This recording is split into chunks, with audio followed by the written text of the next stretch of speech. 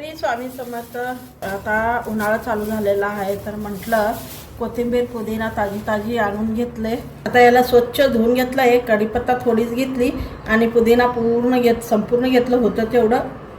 आता याला स्वच्छ धुवून घेतलं आहे. आता याला कढीपत्ता पुदिना असं तर फॅन खाली किंवा तुम्ही उन्हामध्ये सुद्धा वाळू शकता. तर कढीपत्ता आणि पुदिना छान असा भाजला गेलेला आहे. तर आता कडक झालेले आहे ते पानं सुद्धा. बघा किती छान असा आवाज येतोय. तर याला काढून घेते, हे थंड करायला ठेवते.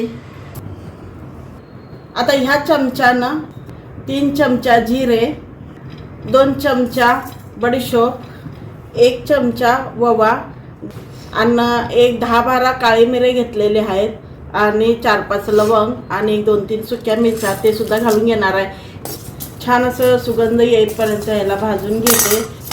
मसाला छान भाजला गेलेला आहे. आता मी गॅस बंद करून घेते. ठिकाणी 1 चमचा पावडर वापरलेली आहे. पावडर असेल तर खडे धणे असेल तर खडे धणे याच्यासोबतच भाजून घ्यायचं. माझा गॅस बंद आहे. पावडर आहे तर ती थोडी भाजली जावं म्हणून ह्याच्या गरममध्येच मी घालून घेतलेलं आहे. थंड झालेला आहे. आता मिक्सरच्या भांड्यात घालून घेतलंय आणि हे पुदिना आणि कढीपत्ता हे सुद्धा मी घालून घेते. ह्याच्यातच 1.5 चमचा साधा मीठ, काळं मीठ 1.5 चमचा, दोन्ही मीठ बराबर 1.5 चमचा घ्यायचा आहे आपल्याला. आणि आंबटपणासाठी 1 चमचा आमचूर पावडर घेतलेला आहे. 1 चमच्याचा माप ठेवायचे. ताकाचा मसाला आपला तयार झालेला आहे. तर चला तर मग हे बघा पावडर किती छान झालेली आहे. तर आता मी पहिले या डब्बीत भरून घेते. मसाला कसा वापर करायचा, 2 ग्लास करायचा आहे. तर ह्या वाटीच्या साह्यानं 1 वाटी मी दही घेतलेली आहे. आता मला पाहिजे म्हणून या झारमध्ये 1 वाटी दही घालून घेते आणि 1 चमचा आता केलेला मसाला. आणि माझ्याजवळ बर्फ नाही तर बिस्लेरीची बाटली आणले होते तर त्यातलीच 1 वाटी पाणी घेते मी.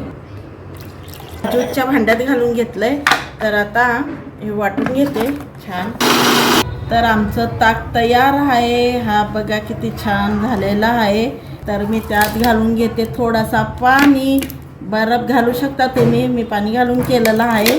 तर आपल्याला कढीपत्त्यामुळं सुद्धा पोटाला थंडावा मिळणार आहे.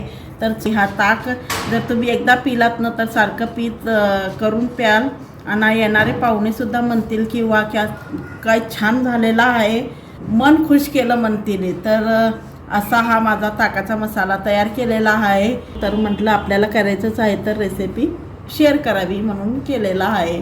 तर चला तर मग करून पहा.